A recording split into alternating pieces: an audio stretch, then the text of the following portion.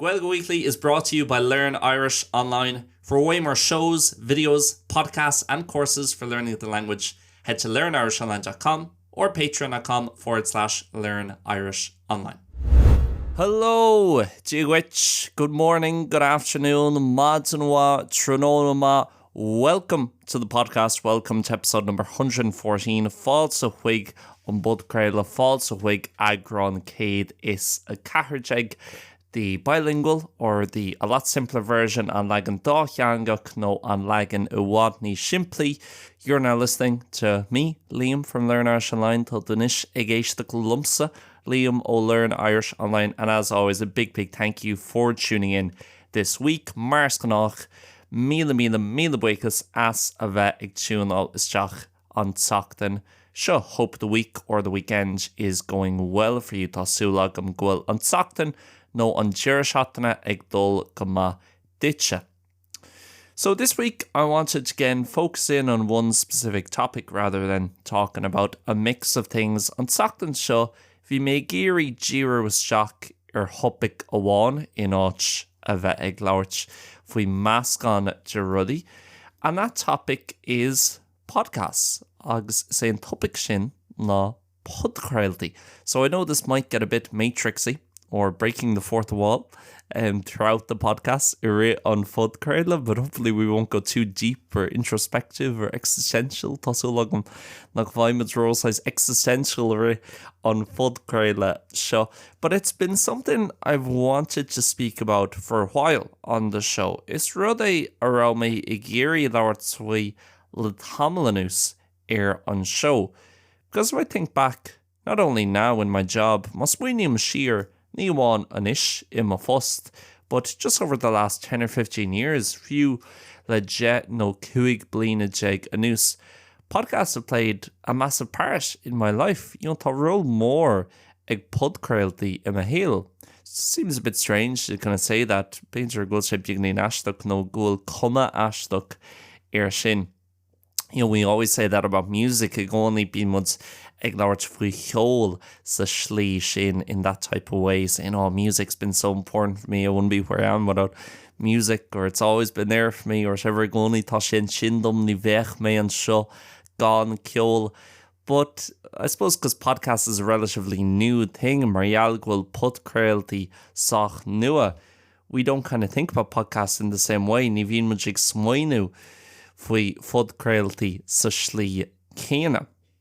But if I think of my job now, mas muoinm faoi my fust anish, and for those of you who don't know, beidir gúil daoine ag éisteacht agus níl a isagah Learn Irish Online and Gaeilge Weekly is my full-time job. Is é seo my fust lán. I'm sure it's what I do for a living. Monday and Tuesday for work, basically I record and edit podcast. Go bunasach an lún agus an mórts don obair.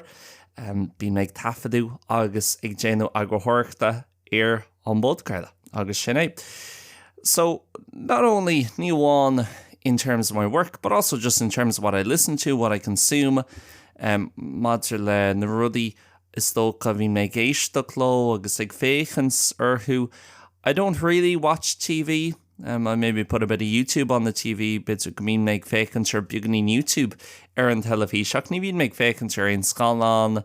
I don't really watch any series. I don't have Netflix or Amazon Prime or any of those. No Netflix, Amazon Prime, no inner mar sin agam. I don't really listen to the radio too much. Ní bhíon make éisteach leis an radio more on. So my main kind of form of media, I suppose, in terms of actually sitting down, maidir le just ag sí síos agus, you know, listening or watching something ag éisteach le rud éigean no ag féchan se rud éigean, that comes from podcast. Tána sé sin ó podcrailty. I guess if I think back, the first time I heard the word podcast would have been probably 2009, 2010 an chéadóir a thula mé an focail podcast na podcraile as Gaeilge ceapan grá sé beidir 2009, 2010. Around that time, Heart Air on am sin, but even then, podcast was a bit different. I think the first few times I heard it on chéad cúpla or a thula mé on focail sin, it was more so in reference to radio shows that you could listen back to. Bhí sé buint níos mó le seóna on radio ará tú in an éisteacht siar lo. So, if there was whatever drive time with Pat Kenny from 4 until 6. Pat Kenny was probably still hosting the Late Show at this point, actually. But anyway, Captain Girl, Pat Kenny fós in host on sin an Late, so again on. But if, for example, you had something like that, drive time 4 to 6, it would go out as a podcast afterwards. Fake shilla fall mar fud creila in shin, or maybe as a podcast, just they take out all the music and the news bulletins and just have to chat just fake on Cora Awan on shin mar fud creila one. But even then, is that really a podcast? I'd know. I probably didn't listen to a dedicated independent podcast for the first time. Capim. Nor éist mé le podcréile náisblach le céad fan géad podcréile nach rá buinseach leis an radio that wasn't connected to the radio in any way until gotí beidir gábhíl sa carré, gábhíl sa cúigé, around 2014, 2015. So we do kind of forget sometimes ceappa mórnta bín na Jane Jarmad at how new a phenomenon this is and how quickly it's taken off. Our kick-off nua, kick-off war agus atá an rud shugs kick-off tapi atá sé tar éis airí mar rud mór, how kind of quickly it's become a really big thing in society and in culture, agus sa sucky freshen. I mean, there's a lot of things I could list that I love about podcasts and why I love the format. Tá lán rudí gur féidslum lauarts fuhu madr le cín fá ó bhfuil an grá sin agam the fud crealty. But I suppose the first thing is just the freedom that you have with it. An saoirse atá ag buint leis agus an saoirse tágat mar chruthóir agus mar éistóir. So the freedom you have as a creator of a podcast, but also as the listener, in terms of what you get to listen to. As I start this podcast, okay, in general it's half an hour, it's not been so hard or but if I wanted to do a 10-minute podcast today, I could. If I wanted to do a 3-hour one, I could. Dá méich mé géirí beidir podcréile ar fad genómadí eno, tá mé an, dá méich mé géirí podcréile ar fad 3 hour clig, freshen bheich mé in on. But as well as that, I can speak about whatever I want. Tá mé an lauarts frí peirad bhfuil mé géirí. If I want to speak today about podcasts, I can, but tá mé géirí lauarts frí fud crealty in is féidsum. But also if I want to speak about Seville versus Galway, Seville Gumprods, no nai na Gaillimhe, I can do that. Tá mé an é sin a dhéanamh.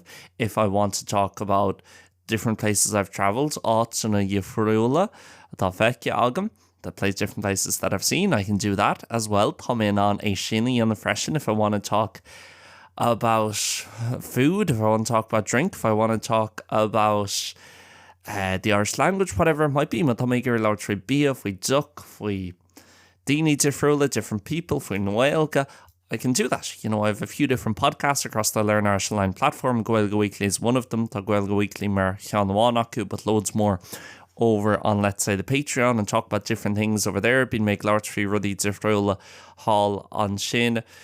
So there is great freedom in terms of sitting down in front of a mic, and it's almost the equivalent of painting, I suppose. Tá sé beidir cosúil le a bheith paintal, and you have a blank canvas in front of you.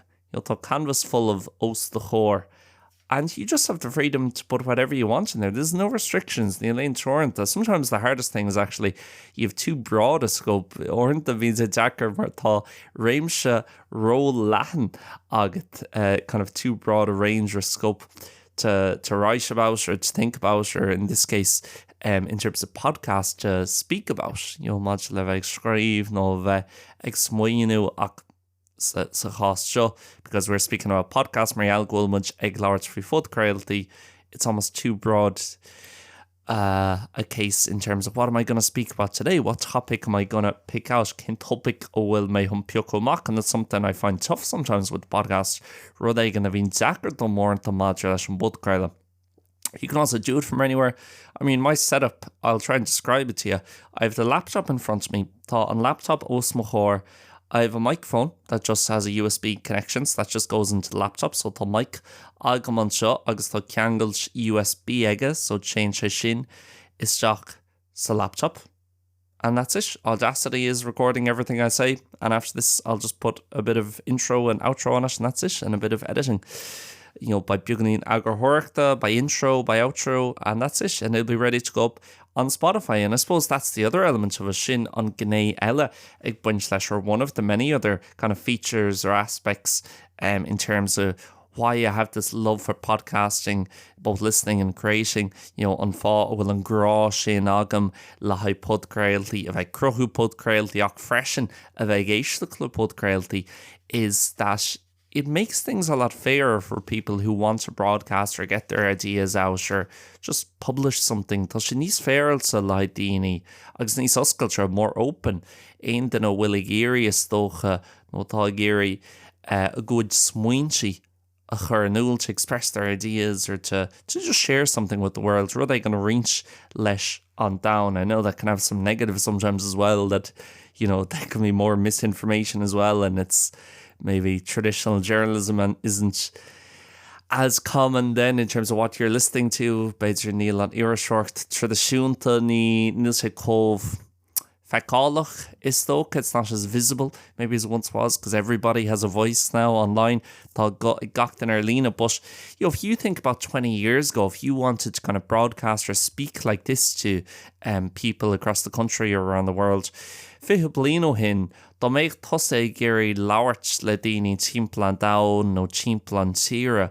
You had to be on the radio and you had to get a job, which, let's say in Ireland, for example, at RTE, or that was it really. I mean, there's no other radio stations, I think, outside of RTE near Owen, Station Radio. Shockas RTE, gizí beidir sam na nócaidí, na hochtaidí, until the 90s, the 80s, before that was pirate radio stations. Even then, that was probably tricky to get onto.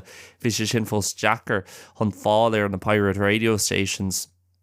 And, if there was someone who didn't like you at a certain company, you weren't getting on that radio station, or even if you did, you had to speak about certain things in a certain way, which is fine, by the way, because it's obviously the radio has to make money and has to put a few ads in, has to have the news at the hour, caithí an radio nuach the cur, Orwan gach or clig, and has to put in a bit of music, and you take out the music and the ads and the news, and you have to do this game show and the cash machine and all this, and all of a sudden there's very little time. Níl mór an ama agat really hun lauert faoi ein rud more, no hun lauert faoi ein rud down the stoka to kind of speak about anything deep or anything big or anything important or ein rutavduk. And sometimes a lot of the shows on the radio, they exist more so as entertainment. The morning shows, it's the breakfast on RTE 2FM or Today FM, agus Long Ceol, agus now we're going to do this game and you can call in and win some money and ish tamant on a cléis show, agus is fridge that argad the vucanch. That's all fine, that's all grand, tá sé sin tau, tá sé sin ceart galore. But you compare that to nowadays, where if you're listening to this now and you wanted to upload or start your own podcast, you could literally have an episode uploaded to Spotify tonight. They fall on Podgrail agus show a úslódal go Spotify anocht. It's completely free, it doesn't cost any money. Ní chaid tú aon airgad a íoch. It doesn't have to get passed in terms of, it doesn't have to be a certain sound quality. You could record it on your phone. Vech tú an and tafadú íon over the phone. Okay, it's not going to sound great, but you could still get it up there and get it out to the world. Fós tá tú an é úslódal agus é a chur an tíarna Spotify agus is féidir léine éisteach leis. And I think that's kind of great, that it makes it fair. If you're living there in, let's say, a slightly disadvantaged community where there's not as much money, you maybe don't have the opportunity to go to college, má tá tusa I le chónaí in áit nach bhfuil mór an hour down agus níl an seans agat beidir dul agtí an ollscoil agus freastal an ollscoil. Well, you can still set your own thing up. You can buy a mic, or even, as I said, do it on your phone. And once you have a laptop, you can do it, or even you could probably just do it on the phone. Again, it wouldn't be great, but it would still pass for a podcast. Fós bheidh sé ceart galore le haid podgraile in terms of starting off, module bheidh tosu, and you can upload it and you can get it out there, and same with YouTube and all these things. And I know there's disadvantages to that as well. Tusan go mi vontáistí leis sin freisin that everybody has such a voice, and vocal minorities can sound very loud sometimes. But I guess that's like anything, you've good and bad. Tá the mahags, tá druchar the ag buint le gachrod kind of associated with everything. But that's one of the great things I think about as well, and how fair it makes it. I know, some of the biggest podcasts in the country nowadays, Lawns and the Podcrailty Ismos, the Cheer, in the show, they're just podcasts that someone started, kind of like me in my bedroom, basically, and just chatting into a mic about whatever. Just like Lawrence Isteach, like Mike, if we payroad, and I like that sometimes, that element of, you learn through experience rather than you have to now go and get a degree for 4 years. Caitu dul agus céim all san Iarashocht fa Cara Blina, like I did. That's what my degree is in. It's in journalism. Cos o lumsa sin an céim atá agam. Tá sé san Iarashocht. And then you have to go and get a job here for 3 or 4 years, and then at a radio station, and then after 3 or 4 years at a radio station, three no Caribbean Exhaustion Radio, you might get a chance to do the news at the end of an hour. And it's nice that it makes it almost more open and more of a meritocracy. Nís mó so the meritocracy má tá go má, tá nís mó daoine honéisteach. If you're good, more people will listen, and it's not like a radio where it's more kind of guaranteed you work your way up to that position. Then once you have it, you have it. Being to a gulper, hon is stocha an chance sin all, hon a bheith gulper, mar a law for radio, to be working as a radio presenter. And then when you have it, tá sé agat, you have it, tá sé agat, agus you can almost do what you want and just don't make any big mistakes, and that's your show. So I think there's a lot of elements that I like in regards to that, I suppose, more culturally, in terms of society, module leis an sochaí agus an chultúr, in terms of podcast module le podcrailty. But I think as well, the scope and the time that you have to really talk about things on tám atá agat agus an seans agat an labhairt faoi rudaí. Again, I'm going to make a comparison with the Late Late Show. Now, I actually quite like the Late Late Show, but it's just an easy comparison. Is compráid no sampla éasca lúsáid dumsa, because most people listening will know what the Late Late Show is in Ireland. A chuid is móid a daoine géisteach baisag of cad atá gceist leis an Late Late Show. And obviously, podcasts, sometimes you have solo podcasts like this one, or into the podcrailty, in éonar cosúil leis an gceann seo. Just me speaking for half an hour. And again, over the course of half an hour, I can go whichever way I want, but there's no kind of interruptions. The odd time I put an ad in the podcast warrant have been made Kerfogra, Tivas Chidge and Podcraila.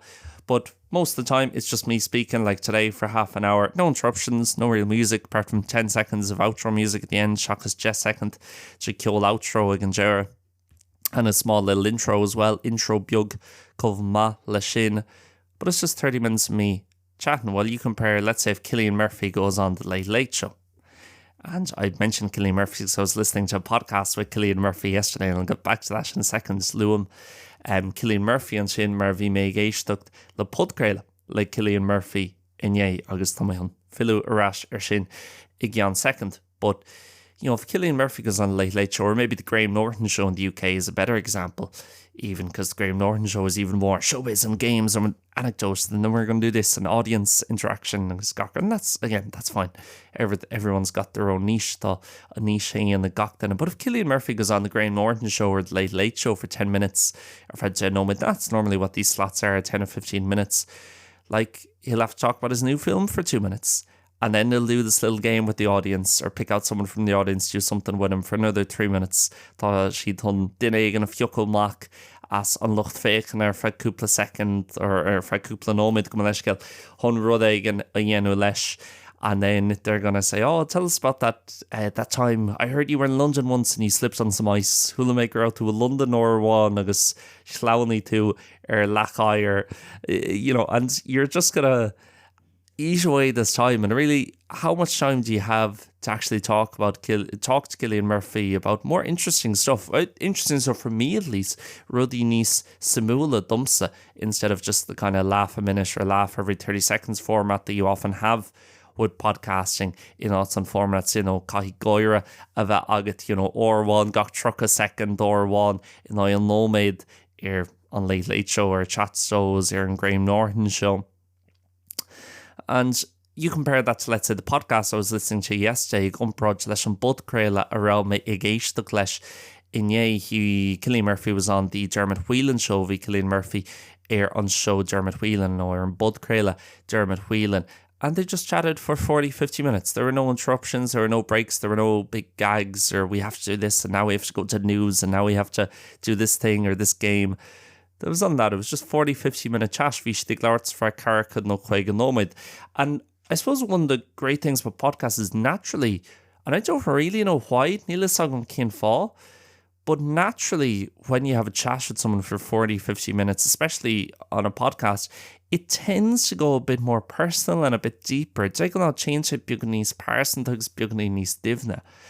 And just goes somewhere where you really get to see, I suppose, someone's perspective on life and someone's perspective on how they view things and the way they approach life.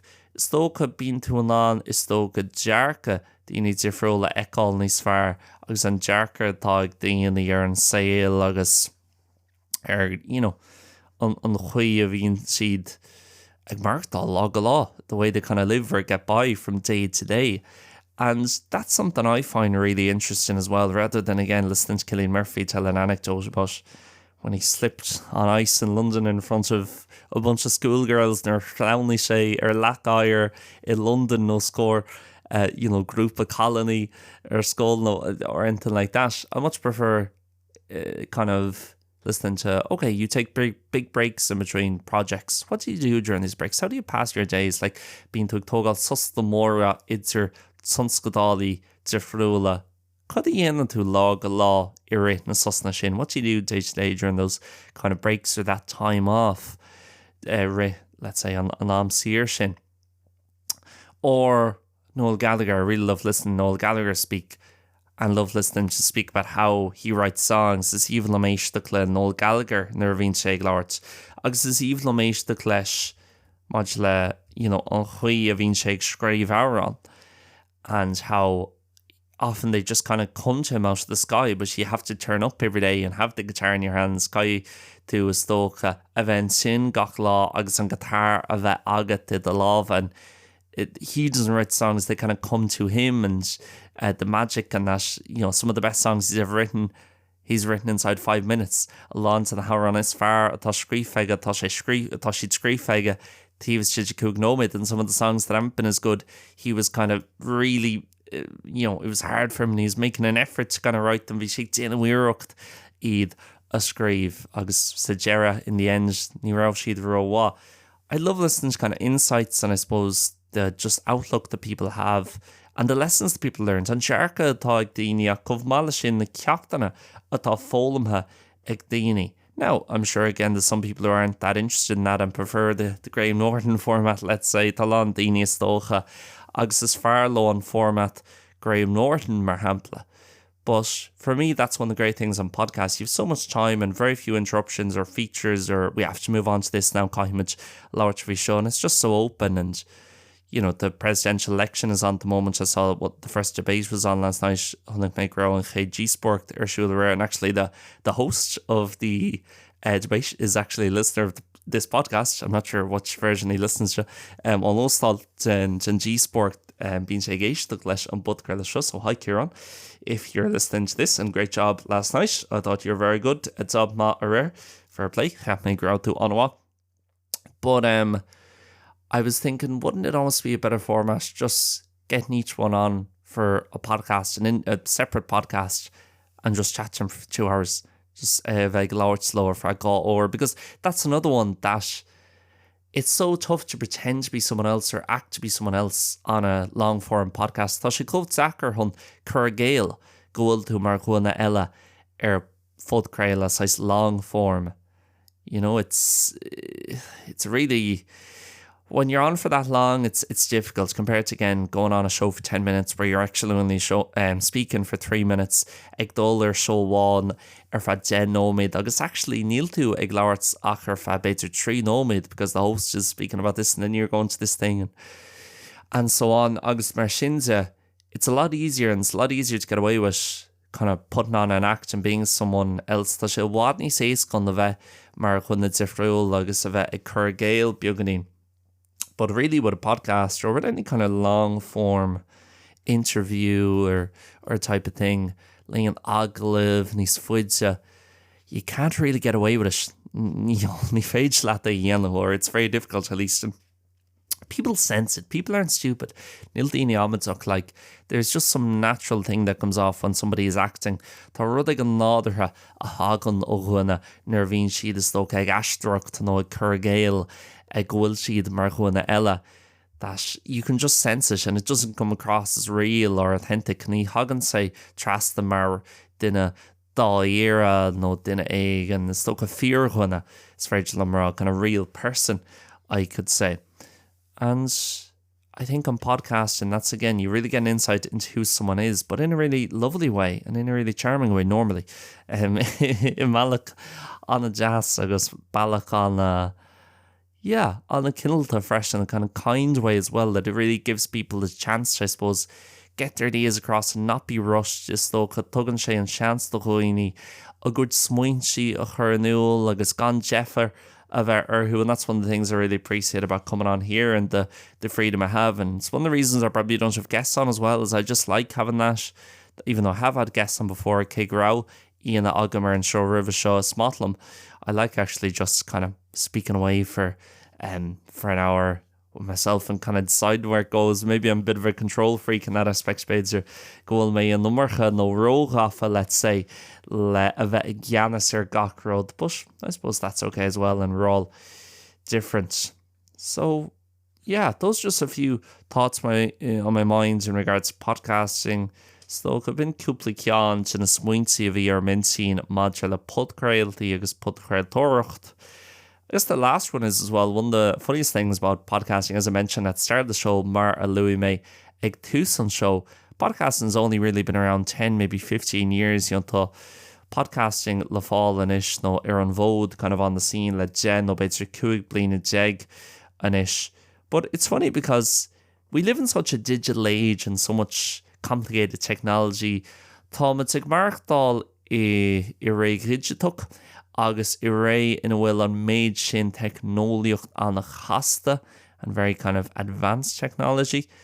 But podcasting is such simple technology. Tá, like, podcrailtóireacht chomh simply. Like, you literally could have done a podcast 100 years ago, or I'm sure you could find recordings and make arguments that the first podcast was 100 years ago. I cínte go méach tú an rá go raibh an chéad podcrailta or an chéad podcrail go mleisce grau sé an céad bliain ó hin. Because all it is, I guess, is one person speaking into a microphone and where you can kind of cut a start and end to it.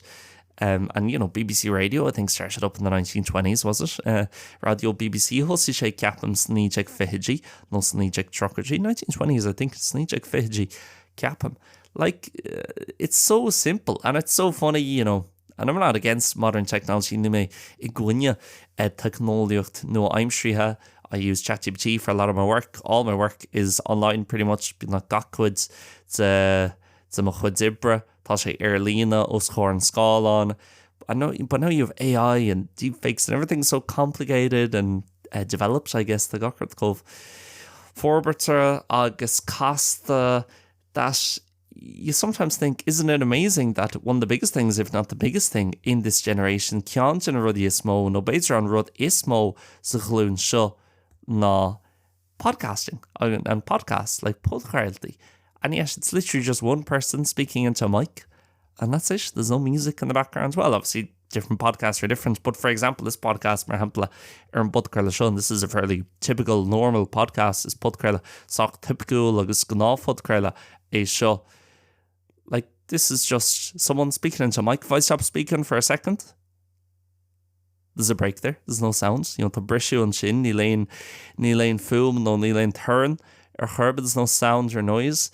And that's it. There's nothing else really to this podcast. And yet, in this age, I suppose the internet has allowed it to become this big thing. Mariella and Ingeline is rud more agus ligan an Ingeline the podcrailtaí a bheith in a rud more. The internet allows kind of podcasts to be a big thing. But as well as that, maybe, and I'll finish on this point, that my hun creichnú ar an buinte seo, maybe as well, podcasts are often just conversation. I know this is just a one-sided conversation. Is Cora, is tócha aon tíomhach é an podcraile seo go weekly, but most podcasts you're listening to, probably two people chatting away. So an chuid is mód in the podcrailtaí hín tusa ag éiste cló birch, no beidir tror, maybe three people ag labhart ag caint ar fá lá or ar fá or ag léig ar fá gá or. speaking for half an hour, 2 hours. And maybe it's just because we've got a bit disconnected through social media, through the internet. Beidir mar algol beagnaín delí cheangalsa, madra leis na meán ho síalta, leis an intralín. Maybe we're looking for that simple connection, that simple conversation. Humans love conversation. It's even le daoine córa.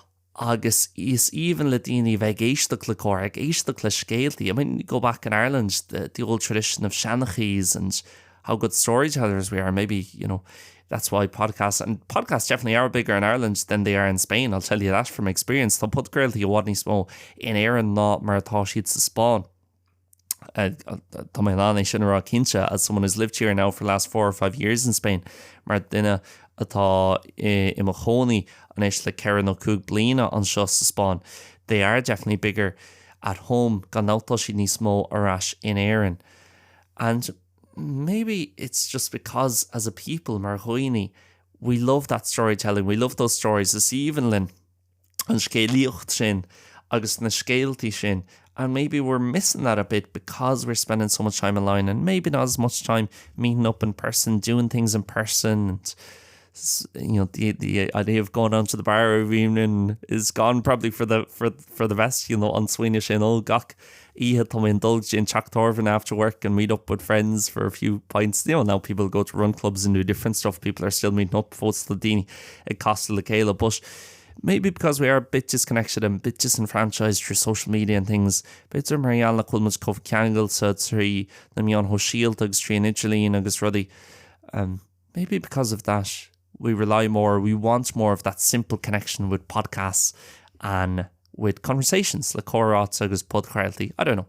But I think there's a lot of aspects to it and a lot of reasons. Tá lang gnaich agus tá lang fána, and I'm sure a lot of reasons that I haven't mentioned. And again, some people might be listening, this is the only podcast you listen to, and might be thinking, I don't think podcasts are even that big a thing or that good. Beidir go lá daoine géisteach ag grá ní cheapan bhfuil podcrailtaí roá nó ro simul. But for me, they've been a big part of my life, definitely over the last 10 years, and hopefully will continue to be so. Gadá domsa is chuid mhór do héal iad podcrailtaí agus le cúna sé leanaí siad ará a bheith mar sin.